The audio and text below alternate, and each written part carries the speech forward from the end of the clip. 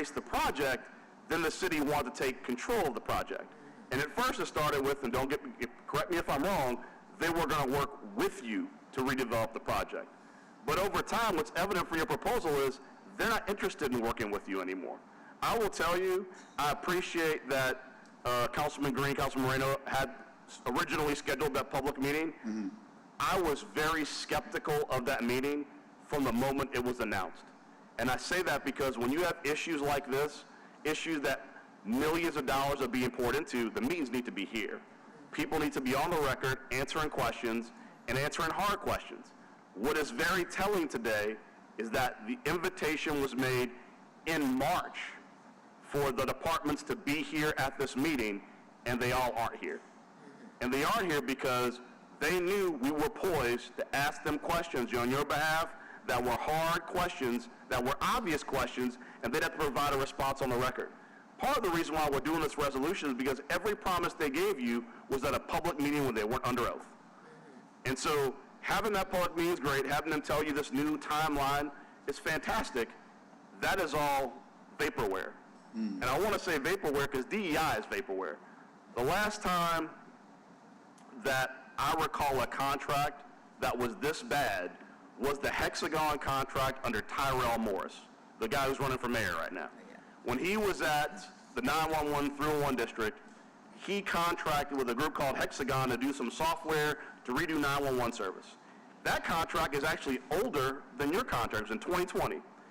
When he left, when he resigned, after, God, what was that, 4 years of work, we had spent $1.2 million for nothing. We gave an outside, out of the state company $1.2 million, and they could not produce, they couldn't produce like an Excel spreadsheet showing what they'd done. It was money we set on fire and threw in a fireplace.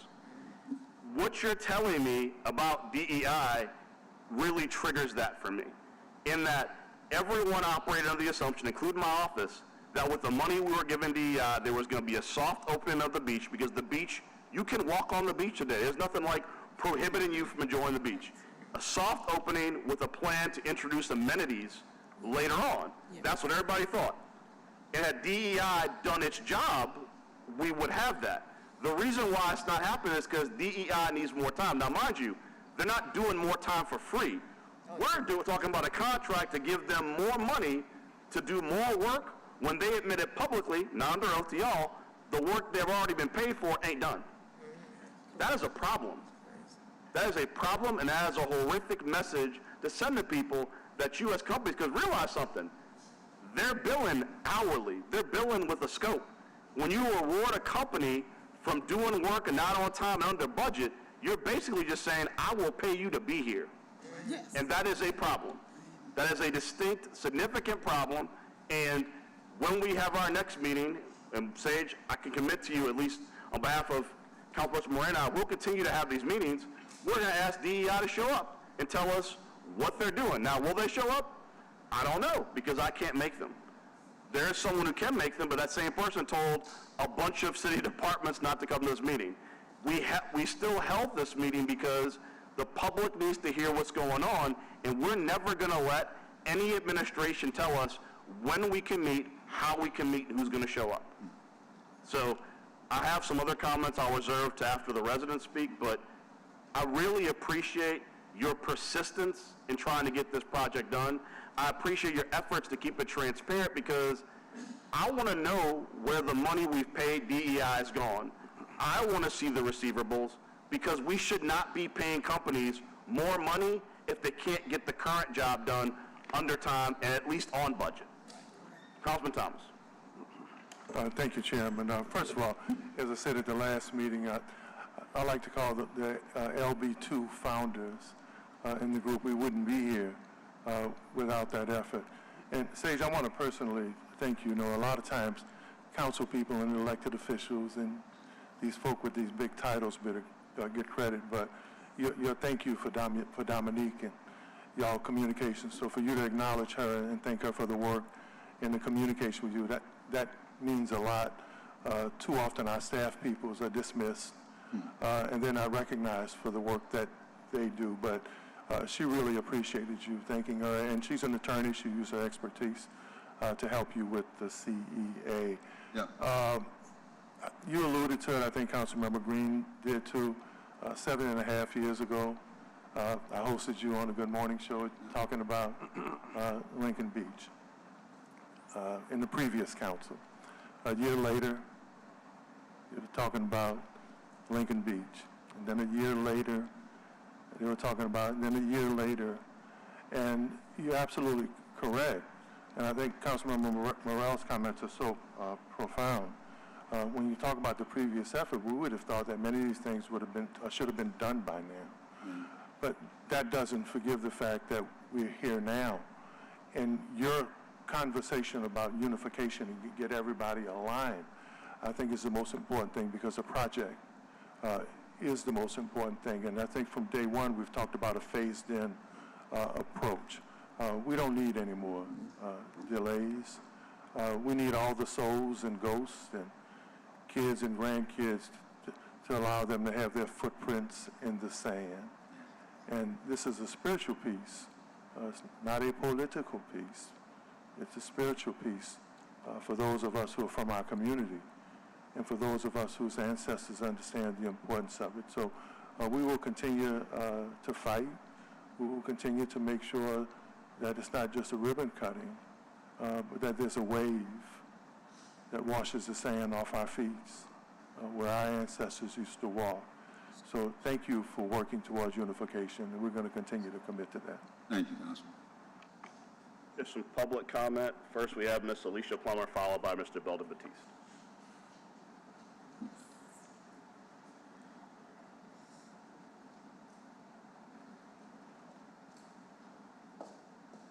I hate to be the first one.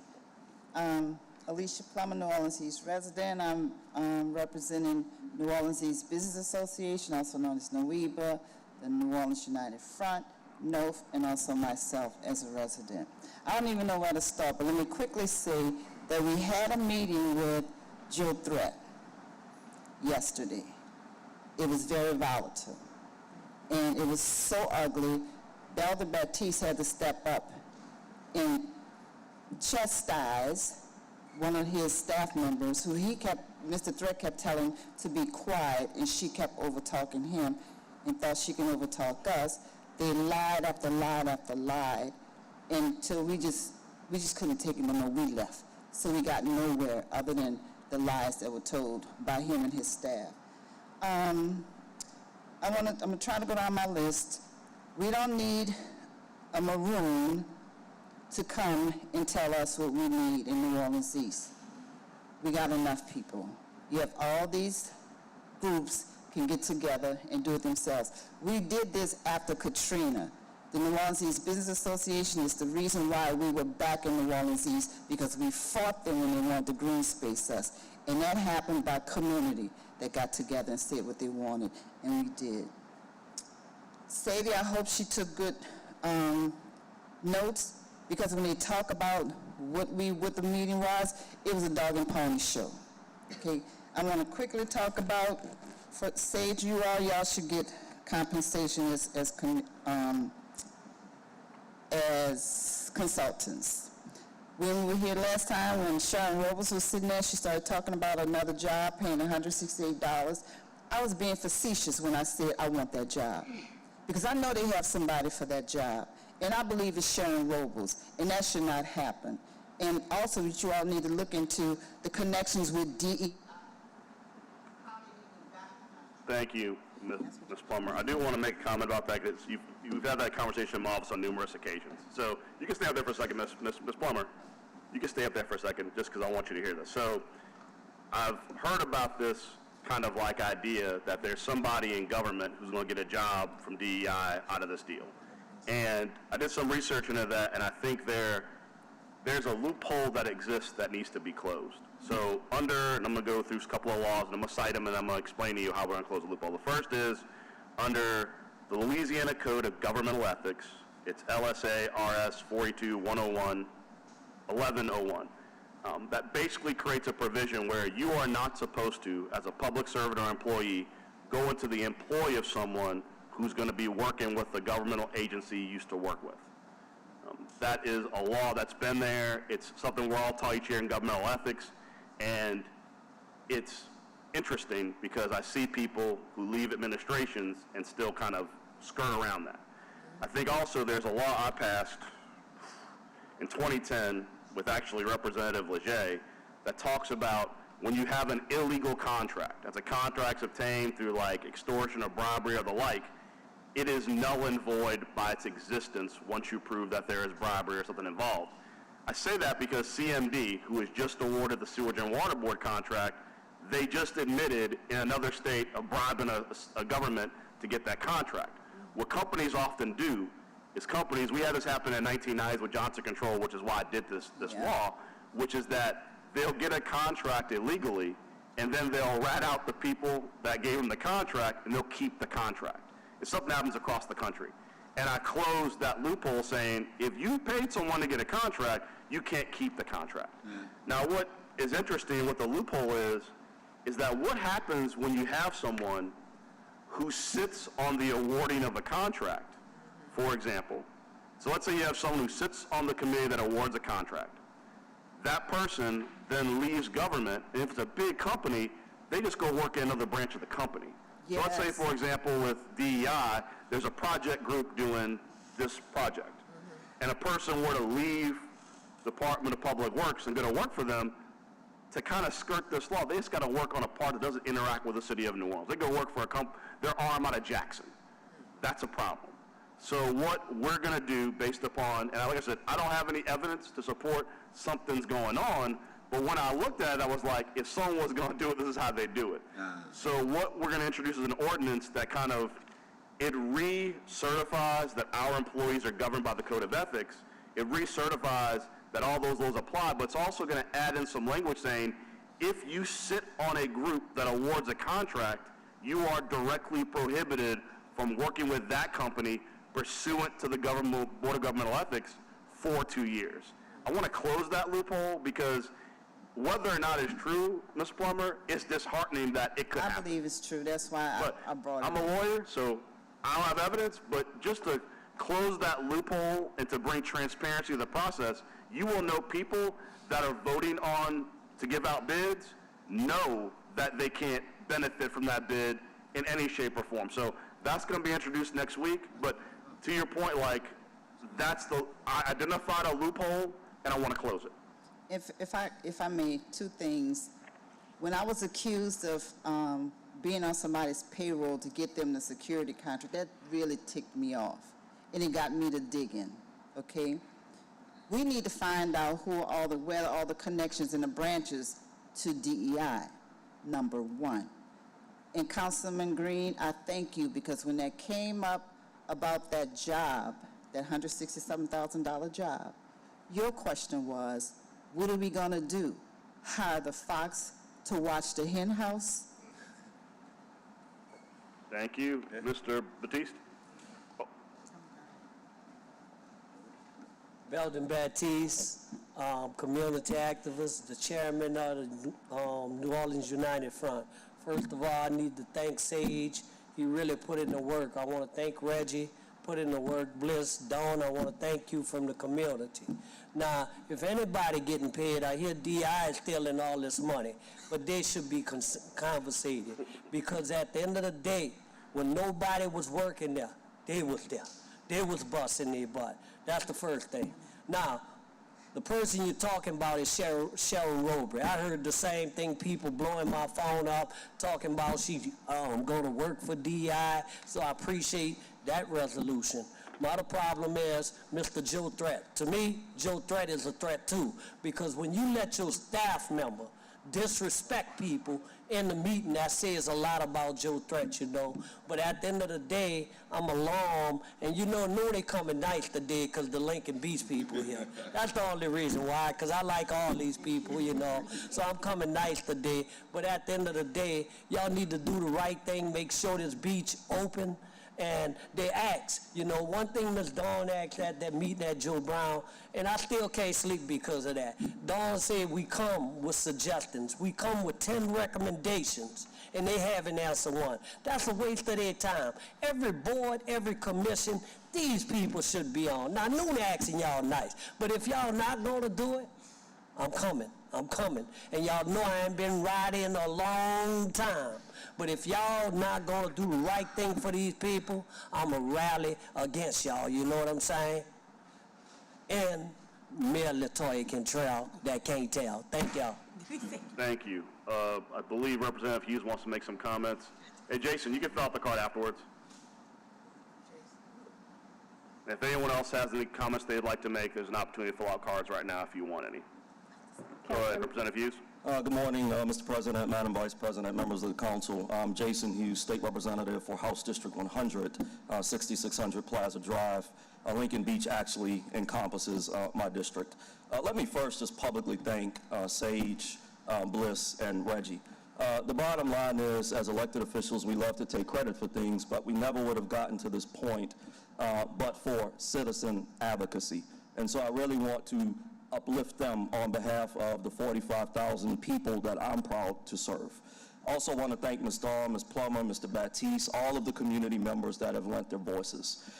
Mr. President, Madam Vice President, I know you're going to do another meeting. I would ask that you consider doing a satellite hearing so that we can actually bring this meeting to where the community is and where the people are. Because there are many, many citizens that would like to continue to lend their voice to this process.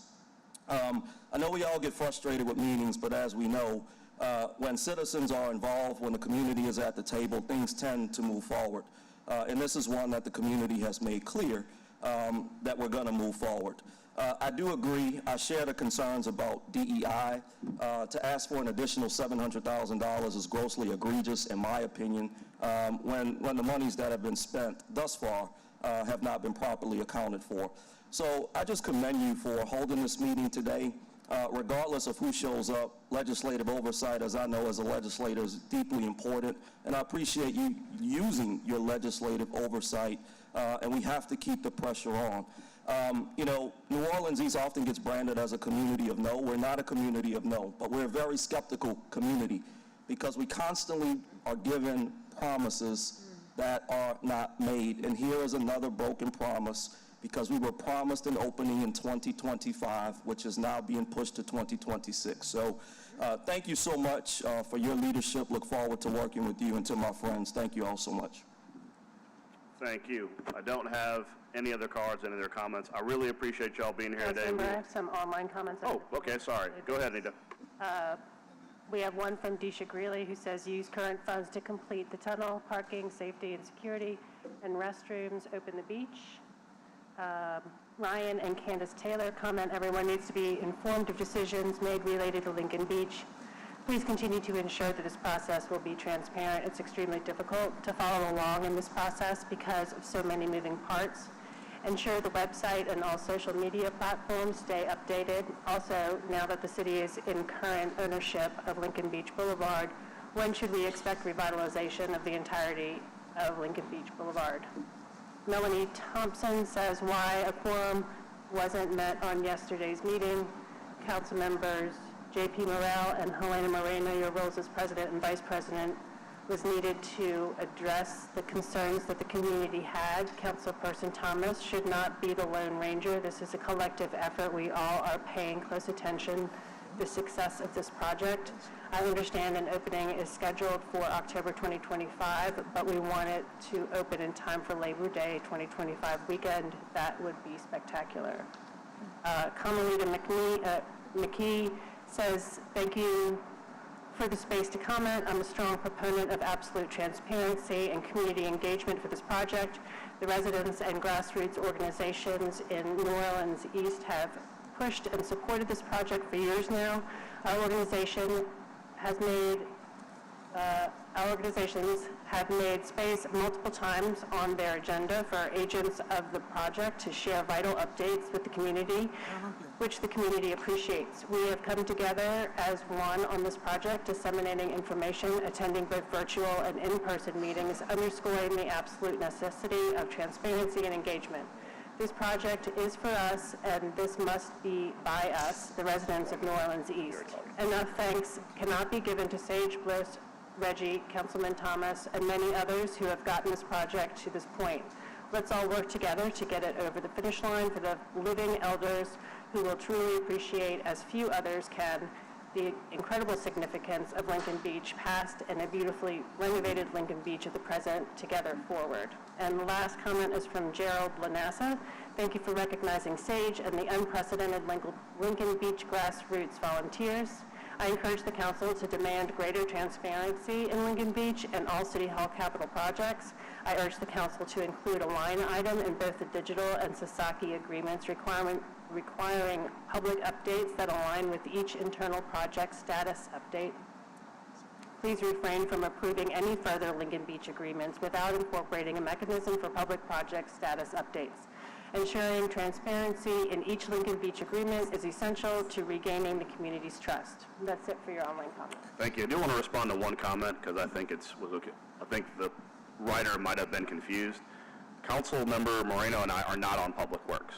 And unlike many legislative bodies, we cannot create a quorum at a committee. So I know there may be some confusion because at the legislature where Jason used to serve, the president or the speaker of the House or the vice president or the president pro tem, they can go to a meeting and create a quorum. In our council rules, that is not allowed. So the lack of a quorum at a meeting cannot be rectified by either of us showing up to a committee that we're not on a member of.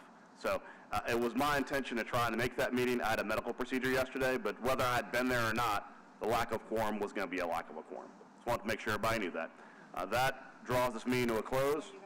I'm sorry, we have a quorum for the, oh, wait, we still do have a quorum for the resolution. All right. I thought Mr. Druso had snuck out on me. All right, well, that being said, I'll move. Can I get a second? Second by Councilman Moreno. Please watch your machines.